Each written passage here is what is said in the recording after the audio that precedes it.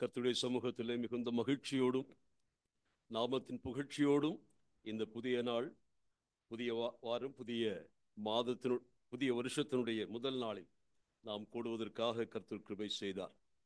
நேற்று தினத்திலே 11:59 கூட ஒரு சிலர் காலமானார்கள். விபத்துகள் நடந்தது. நீங்கள் அதை ஊடகங்களில் பார்த்தால், அந்த நேரத்தை போட்டு பார்த்தால் உங்களுக்கு தெரியும். அநேகர் 12 என்ற மணி ஓசை கேட்க முடியாமல் கடந்து போனார்கள். தேவன் அற்புதமாய் நம்மை ஆரோக்கியத்தோடு, தெய்வீகமான ஆர்வத்தோடு, மனமகிழ்ச்சியோடு, சமாதானத்தோடு தேவ சமூகத்தில் ஒன்றாய் கூடுவதற்கு இந்த புதிய வருஷத்தை கர்த்தர் கொடுத்ததற்காக நாம் கர்த்தருக்கு நன்றி செலுத்துவோம். ஒவ்வொரு ஆண்டும் கடந்து போகும் பொழுது நமக்கு நன்றாக தெரியும், நாம் நம்முடைய வீட்டிற்கு ஒரு வருஷம் பக்கமாய் வந்துவிட்டோம். ஒன்று, நாம் மகிமைக்கு உயர்த்தப்படும் ஆண்டாக இது இருக்கலாம். இரண்டு அர்த்தத்தில் சொல்லுகிறேன்.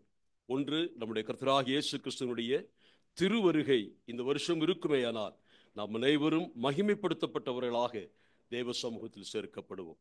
அல்லது நம்முடைய தனிப்பட்ட வாழ்க்கையில தேவன் நம்மை தம்மோடு சேர்க்கிற அந்த மகிமைக்கு உயர்த்தப்படுதலாக இருந்தால் அதுவும் நமக்கு ஆனந்தம். காரணம், எப்படி இருப்பனும், whether it's a departure or rapture, we are getting closer to our own home. சொந்த வீட்டிற்கு பக்கமாய் போகிறோம். ஆகவே ஆண்டுகள் கடந்து போகும் பொழுது ஆனந்தம் கொள்வோம்.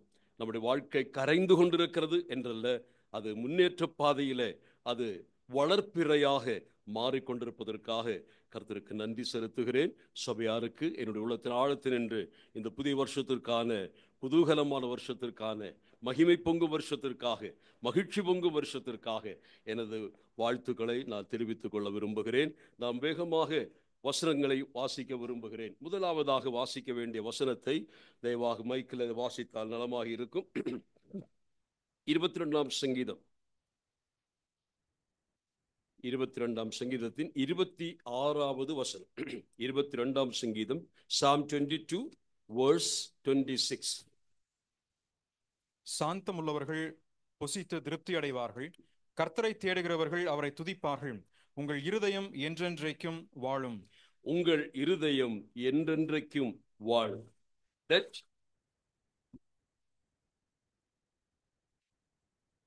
Let your heart live forever. இது இன்றைய ஒரு வாக்குத்தத்த வார்த்தையாக தேவன் எனக்கு கொடுத்ததினாலே அதை வாசித்தேன். உங்களுடைய இருதயம் என்றென்றைக்கும் வாழட்டும். அதே 14ஆம் வசனத்தை கொஞ்சம் வாசிக்க கேட்போம். 22:14. தண்ணீரை போல உற்றுண்டேன், என் எலும்புகள் எல்லாம் கட்டுவிட்டது. என் இருதயம் மெழுகு போலாகி என் குடல்களின் நடுவே உருகிற்று. என் இருதயம் மெழுகு போலாகி என் குடல்களின் நடுவே உருகிற்று. My heart melted. இது யார் சொல்லுகிறார்? மேசியாவின் குரல். 22ஆம் சங்கீதம் மேசியா சொல்லுகிற வார்த்தை. மேசியா சொல்லுகிறார், உங்கள் இருதயம் வாழ வேண்டும், நீங்கள் நித்தியமாய் வாழணும். You must have abundance of life. But for that, அதற்காக நான் என் இருதயத்தை உருக்கினேன். I have melted my heart. சிலுவை காட்சியை பார்க்கும் பொழுது வேற என்ன தோன்றுகிறது? அந்த காட்சியை பார்க்கும் பொழுது கரையாத கல் நெஞ்சம் உண்டோ என்று பக்தன் பாடுகிறார். அப்படி இருக்க சிலுவையிலே நமக்காக தேவ கோபத்திலே உருக்கப்பட்ட ஒரு இருதயம், அது அவிதமாய் பிரவாகித்து போகிறது. அந்த உருக்கப்பட்ட இதயத்திலே கடந்து வந்தது இரத்த ஆறு. அந்த புனித தீர்த்தத்தில் பாவங்கள் கழுவப்பட்டது, பரிசுத்தமாக்கப்பட்டோம், தேவனுடைய கிருபையின் வரங்களை பெற்றோம், நித்திய மகிமைக்கு பாத்திரவான்கள் ஆக்கப்பட்டோம். இன்றைக்கு கர்த்தர் சொல்லுகிறார், உங்கள் இருதயம் வாழட்டும். Let your heart live forever. ஒரு வசனத்தை வாசிக்கலாம். யோவான் 3 யோவான் 2ஆம் வசனம். 3 யோவான் 2ஆம் வசனம்.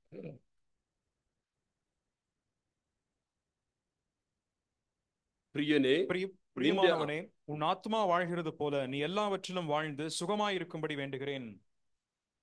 പ്രിയനെ, നിന്റെ ആത്മാവ് ശുഭമായിരിക്കുന്നത് പോലെ നീ സകലത്തിൽ ശുഭമായും സുഖമായും ഇരിക്കണം എന്ന് ഞാൻ പ്രാർത്ഥിക്കുന്നു. அப்போஸ்தலனாகிய யோவான் சொல்கிற வார்த்தையை நான் வாசிக்க கேட்டேன். அவருடைய பிள்ளைகளை குறித்துள்ள அவருடைய மனோவாஞ்சை, தன்னுடைய பிள்ளைகள், தன்னுடைய குழந்தைகளைப் போல தான் நேசிக்கிற தன்னுடைய அன்பு விசுவாசிகள் அவர்கள் எப்படி இருக்க வேண்டும்? ஆவி ஆத்ம சரீரமுடைய முக்கூருடைய மனிதர்கள் நாம் யாவரும் எல்லா துறைகளிலும் மனமகிழ்ச்சியாய் வாழணும் என்று அவர் விரும்புகிறார். இது பவுலடி மன்னிக்கவும் யோவானுடைய விருப்பம் மட்டுமா?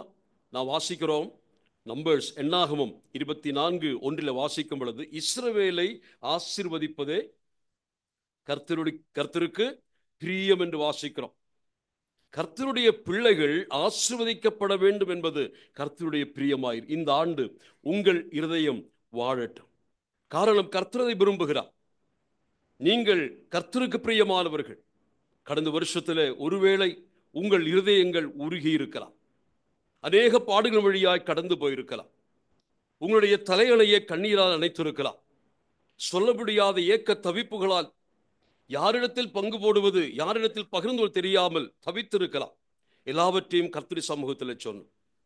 நம்முடைய இருதயம் உருகி இருக்கிறார். ஆனால் இந்த ஆண்டிலே கர்த்தர் நம்முடைய இருதயத்தை ஆற்றுகிறார், தேற்றுகிறார், அதை வாழ வைக்க விரும்புகிறார். அது ஒரு வாழ்த்துதலாக நான் சொல்ல விரும்புகிறேன். இன்றைக்கு நான் இந்த ஆசீர்வாதம் என்ற தலைப்பில் சில குறிப்புகளை சொல்லி நிறைவு செய்ய விரும்புகிறேன். ஒரு வருஷ காலண்டரை எடுத்து பாருங்கள், அல்லது ஒரு கிறிஸ்தவ பத்திரிகையை பாருங்கள். ஆசீர்வாதம் என்ற சொல் இல்லாத எந்த ஒரு பத்திரிகையோ அல்லது கேலண்டரையோ பார்க்க முடியாது.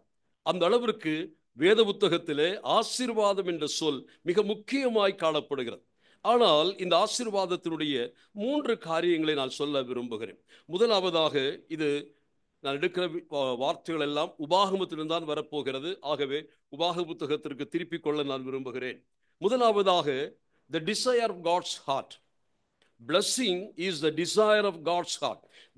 நம்மை ஆசீர்வதிப்பது தேவனுடைய இருதயத்தின் வாஞ்சை. இரண்டாவதாக, the demands for blessing. ஆசீர்வதிக்கப்பட வேண்டுமானால் அதற்கான நிபந்தனைகள், அதற்கான கோரிக்கைகளும் உண்டு. மூன்றாவதாக, the dangers of blessing. ஆசீர்வதிக்கப்படும் பொழுது ஏற்படுகிற அபாயங்களை குறித்தும் வேதம் நமக்கு ஞாபகப்படுத்துகிறது.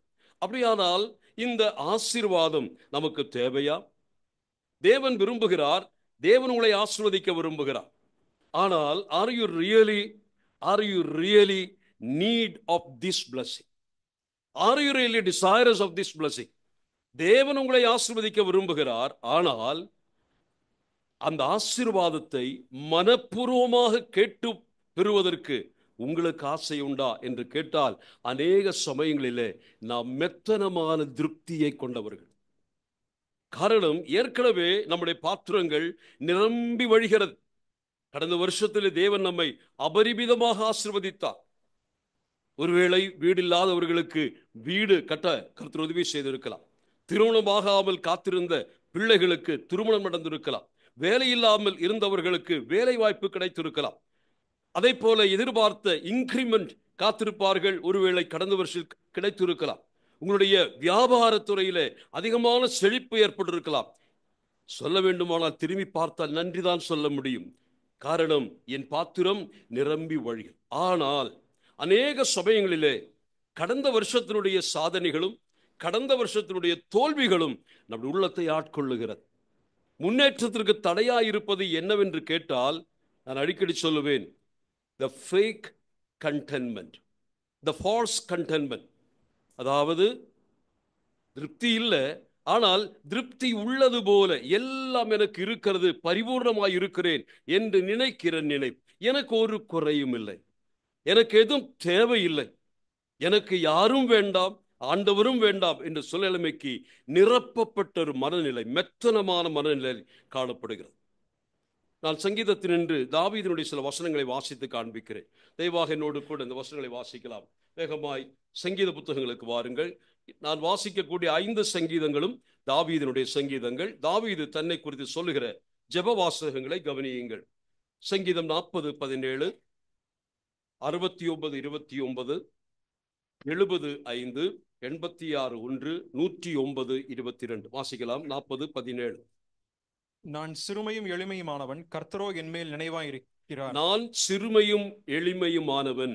அடுத்தது, தேவரீர் என் துணையும் என்னை விடுவிக்கிறவருமாயிருக்கிறீர், என் தேவனே தாமதியாதேயும். 69:29. நானும் சிறுமையும் துயரமுள்ளவன். தேவனே, உம்முடைய இரட்சிப்பு எனக்கு உயர்ந்த அடைக்கலமாவதாக. அடுத்ததாக 75. நானோ சிறுமையும் எளிமையுமானவன். தேவனே, என்னிடத்தில் தீவிரமாய் வாரும். நீரே என் துணையும் என்னை விடுவிக்கிறவருமானவர். கர்த்தாவே, தாமதியாதேயும். 86:1.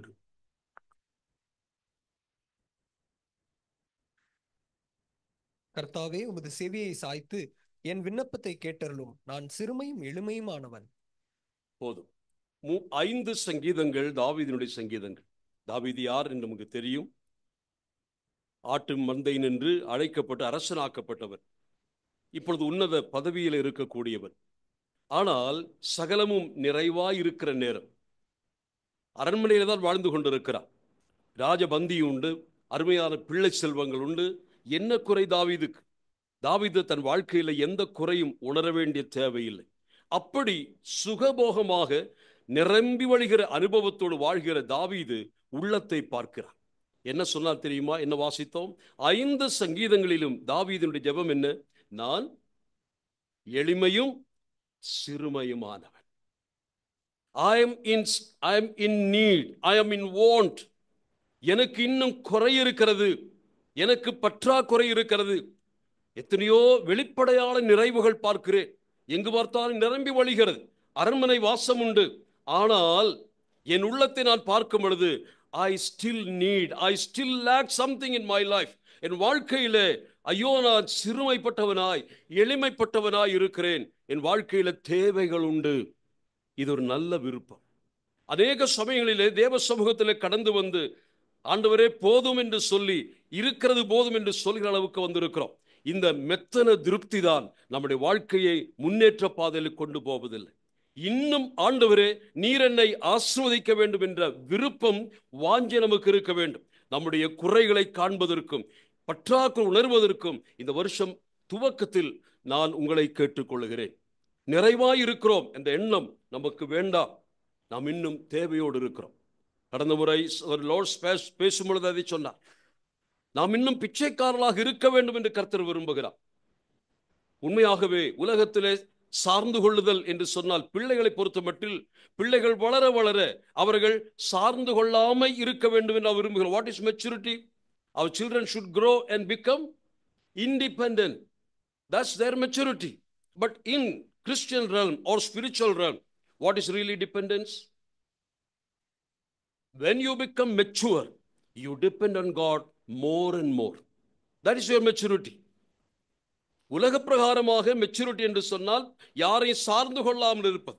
ஆனால் தெய்வீக சிருஷ்டிப்பில் அல்லது தெய்வீகமான முறையில் பார்க்கும் பொழுது தெய்வத்தை எந்த அளவிற்கு சார்ந்து கொள்கிறோமோ அந்த அளவுக்கு உங்களுடைய மெச்சூரிட்டி மேன்மைப்படுகிறது என்பதை புரிந்து கொள்ளுங்கள். யாக்கோபை குறித்து நமக்கு நன்றாக தெரியும். பழைய ஏற்பாட்டில் தான் யாக்கோப் 32ஆம் அதிகாரம் நமக்கு பழக்கமான பரிச்சிதமான அதிகாரம். அந்த அதிகாரத்தில் யாக்கோபு தன்னுடைய ஆண்டவருடைய சத்தத்தை கேட்டு வந்த இடத்தை நோக்கி திரும்பி போகிற காட்சி. புறப்படுகிறார். ஆண்டவர் அழைப்பின் பேரில் புறப்பட்டு போகிறார். எப்படி போகிறார் நமக்கு நன்றாக தெரியும். போகும் பொழுது ஒரு கோலோட போனவன், கோலும் கையும், அக்கறைக்கு போகும்பொழுது. ஆனால் இப்பொழுது அவன் மறுகரைக்கு வரப்போகிறான். அவன் என்ன சொல்லுகிறான்? எப்படி போனேன் அப்படி வரல. எப்படி இருக்கு? 2 பரிவாரங்கள். அது 2 பரிவாரம் என்று சொல்வதற்கு பல விளக்கங்கள் கொடுக்கப்படுகிறது. ஒருவேளை அவருக்கு இருக்கிற 2 மனைவிகளும் அவர்களுடைய பிள்ளைகளுமாய் இருக்கலாம். அல்லது உலக பிரகாரம் ஆசீர்வாதங்களும் ஆவிக்குரிய ஆசீர்வாதம் இருக்கலாம் என்று சொல்லுகிறவர்கள் இருக்கிறார்கள். ஆனால் நான் அதையெல்லாம் சொல்ல விரும்பவில்லை. அப்படி எல்லா விதமான ஆசீர்வாதங்களையும் உடையவனாகத்தான் அந்த யாபோக் ஆற்றங்கரைக்கு வந்து சேர்ந்திருக்கிறார். ஆனால் ஆரம்பத்திலே அவனுக்கு ஒன்றும் தெரியல. தேவனோடு கூட போராடி கொண்டிருந்த நேரத்தில் அவனுடைய தேவை இன்னதென்று புரிய ஆரம்பித்தான். தேவனோடு கூட அவனுடைய மல்யுத்தம் நடக்கிற நேரத்தில் அவன் தன்னுடைய குறையை உணர ஆரம்பித்தான். தன்னுடைய பலவீனத்தை உணர ஆரம்பித்தான். நான் இப்பொழுது தேவையுள்ளவராய் இருக்கிறேன். I am still needy. I am still lack something in my life. சொல்ல வேண்டுமானால் யாக்கோபு சொல்லலாம், எனக்கு எல்லாம் உண்டு ஆண்டவரே, எனக்கு என்ன குறை வச்சீங்க? நன்றாய்தான் இருக்கிறேன், ஆரோக்கியமாய் இருக்கிறேன், பிள்ளை செல்வங்கள் இருக்கிறது, சொத்து சுகங்கள் இருக்கிறது, ஆடு மாடுகள் இருக்கிறது, எனக்கு ஒரு குறையும் இல்லை. ஆனால் ஆண்டவரோடு கூட டீல் பண்ண பின்னாடி, After dealing with the Lord, he understood that he still lacked many things in his life. நம்முடைய ஆண்டவர் அதை உணர்ந்து கொண்டார். நான் சொல்ல வந்தது, இன்றைக்கு இந்த காலை பொழுதுல ஆண்டவரோடு கூட போராடுகிற நேரத்தில் நீங்கள் சொல்ல வேண்டியது, ஆண்டவரே நீர் என்னை ஆசீர்வதித்தால் ஒழிய போக விட மாட்டேன். இன்றைக்கு நாம் கர்த்தருடைய கரங்களை பற்றிக் கொள்வோம். ஆண்டவரே, I still need your blessing. இதுவரைக்கும் நான் சம்பாதித்தேன், எனக்கு ஒரு குறையும் இல்லை, என் 2 பாத்திரமும் நிரம்பி இருக்கிறது. ஆனால் தேவையானது நான் சம்பாதிக்கல, தேவையானது எனக்கு இல்ல கர்த்தாவே. What is that? The blessing from you. I have received blessing from my father, my elder brother. They were the source of blessing for me till now. இதுவரைக்கும் அவங்க தான் என்ன ஆசீர்வதிச்சாங்க. அநியாயமா தான் வாங்கின, அது வேறு விஷயம். ஆனாலும் கூட அவன் மனுஷர்களால் ஆசீர்வதிக்கப்பட்டான். ஆனா இப்பொழுது புரிஞ்சுக்கிட்டான், இந்த ஆசீர்வாதம் இன்னும் சில நிமிஷங்கள் தாண்டினால் ஏசாவுடைய பட்டய கருக்கினாலே அழிக்கப்படும். அழிவுக்குரியதை தான் இதுவரைக்கும் சம்பாதித்தேன். நான் சேர்த்து வைத்ததெல்லாம் அண்ணனுடைய கோபத்தின் தீயிலே எரிக்கப்பட போகிறது. என்னுடைய ஆசீர்வாதம் உலகத்தின் ஆசீர்வாதம், பரலோகத்துக்குரிய நித்தியமான நிலையான எந்த ஆசீர்வாதமும் என் கைகளில் இல்லை. ஆண்டவரே, நீர் என்னை ஆசீர்வதிக்க. இந்த ஒரு தாகம், கர்த்தருடைய ஆசீர்வாதத்திற்கான தாகம் நமக்கு தேவைப்படுகிறது. பிரியமானவர்களே, எபேசியன்ஸ் 3:1 நமக்கு எல்லாருக்கும் தெரிந்த வசனம் இல்லையா? 1:3, not 3:1, 1:3 என்ன சொல்லுகிறது? பிதாவாகிய தேவனை துதிப்பதற்கு பவுல் சொல்லுகிற காரணம் என்ன தெரியுமா? உன்னதங்களில் உள்ள சகல விதமான ஆவிக்குரிய ஆசீர்வாதங்களினாலும் நம்மை ஆசீர்வதித்திருக்கிறார். இது கர்த்தருடைய ஆசீர்வாதம். அதே சமயத்தில் ஒரு துக்கமான விஷயம் நான் சொல்ல விரும்புகிறேன். கர்த்தர் ஆசீர்வதிக்க விரும்புகிறார். நாமும் ஆசீர்வாதத்தை அதிகமாய் நாடுகிறோம். ஆனால் ஆசீர்வாதம் பெற்ற பின்னதாகத்தான் பிரச்சனை ஆரம்பமாகிறது. நான் அடிக்கடி சொல்லுகிற, பல இடங்களில் சொல்லியிருக்கிறேன், என்னுடைய வைனியினுடைய கதை தான். அவள் சிறுவளா குழந்தையாயிருக்கும் பொழுது இந்த கிரீம் பிஸ்கட் எல்லாரும் பார்த்துருக்கீங்க. இன்னைக்கு கூட கிரீம் பிஸ்கட் எனக்கும் பிடிக்கும். அந்த கிரீம் பிஸ்கட் வாங்கி வீட்டுக்கு வந்தா அதை பிச்சுக்கிட்டு அதில் ஒன்று எடுப்பான். அதை எடுத்து வச்சு என்ன செய்வோம்? பிள்ளைங்க என்ன செய்வீங்க? கிரீம் பிஸ்கட்டை வாங்கினீங்கன்னா 2 இருக்கு இல்லையா? சாண்ட்விச் மாதிரி இருக்கும். இடையில என்ன இருக்கும்? கிரீம். அந்த கிரீமை 2 கைகள் அப்படி அணைச்சிக்கிட்டு ஒட்டிக்கிட்டு இருக்கும். இப்போ என்ன செய்வான் தெரியுமா? அந்த கிரீம் பிஸ்கட் கையில் வந்த உடனே அதை உடைப்பான். அந்த உடைச்ச உடனே ஒரு லேயரில் அல்லது ஒரு அந்த பிஸ்கட்டில் என்ன இருக்காது? அது இருக்காது.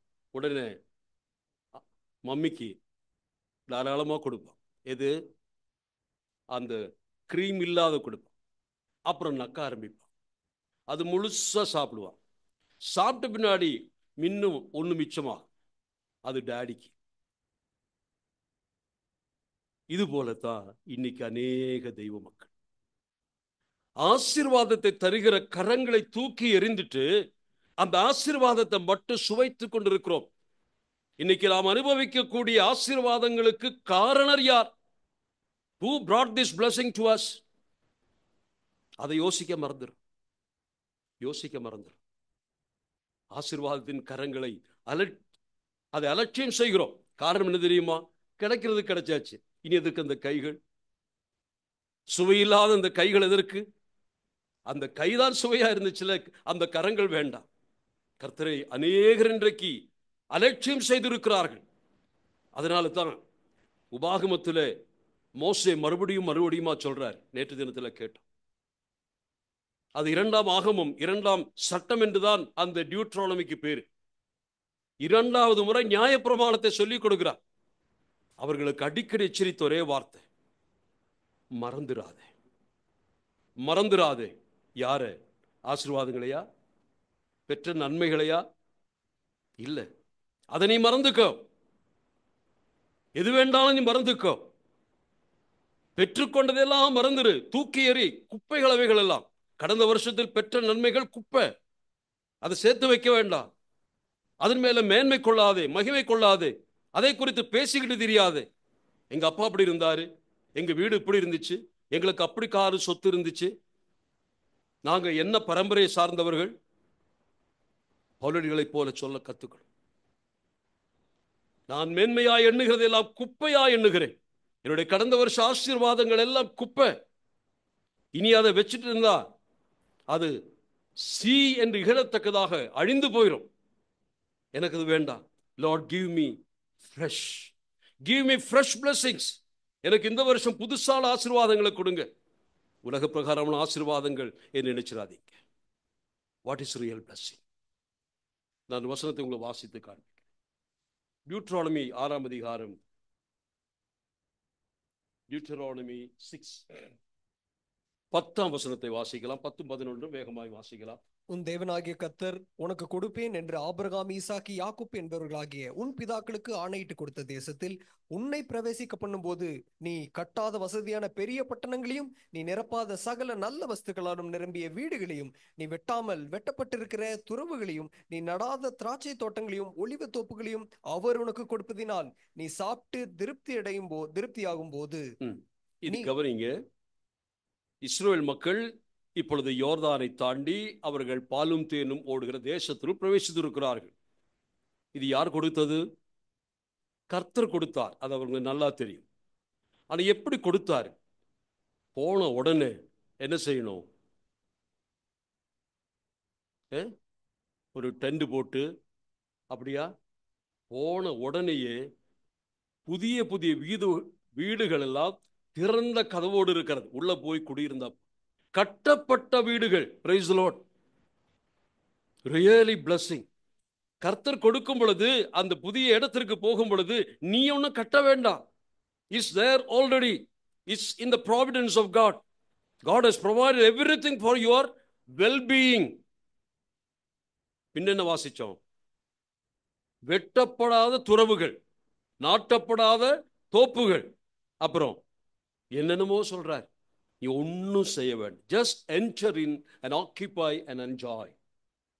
இதான் சொல்லப்பட்டு. ஆனால் திஸ் இஸ் த ரிச்சஸ்.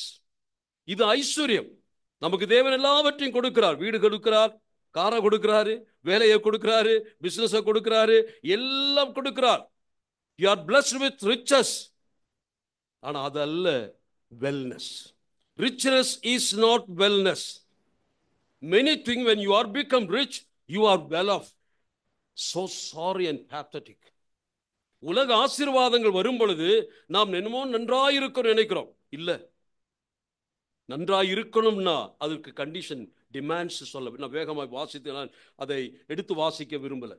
முதலாவது சொல்லுகிறேன், வாட் ஆர் தி டிமாண்ட்ஸ்? இந்த உள்ள போய் அவர்களுக்கு எல்லா வசதி இருக்கு.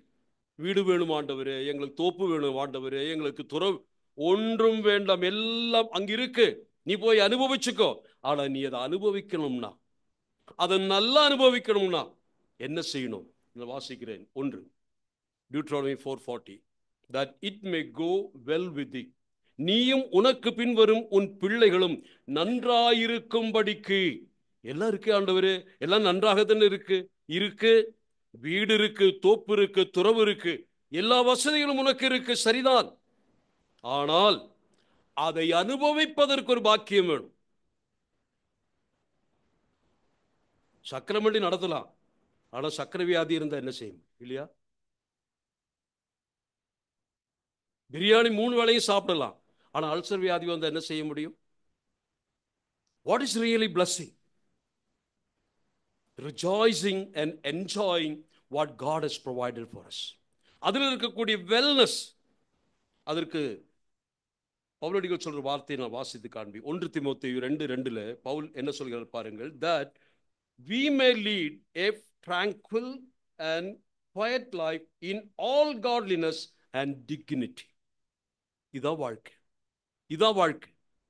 அதே போல 1 தீமோத்தேயு 6:7 சகலவற்றையும் சம்பூர்ணமாய் அனுபவிப்பதற்கு தேவன் கொடுக்கிறார். ஆனா நீ நன்றாய் இருக்கணும் என்றால் அதற்குள்ள கண்டிஷன் சொல்லப்படுகிறது. என்ன செய்யணும்?